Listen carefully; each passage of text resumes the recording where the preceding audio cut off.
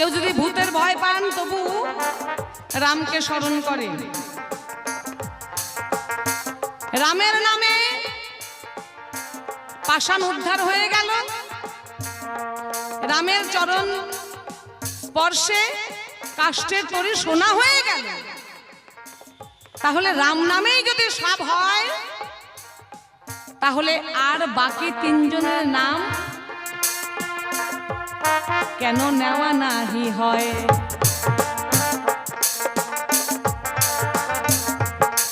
সবকিছুতে তোমার নামটাই কেন নেওয়া হয় আর বাকি তিনজনের নাম কেন নেওয়া হয় না? চার অংশে যেহেতু ভগবান, আমরা যদি বাবা 100 টাকাকে যদি আমরা 4 ভাগে ভাগ করি,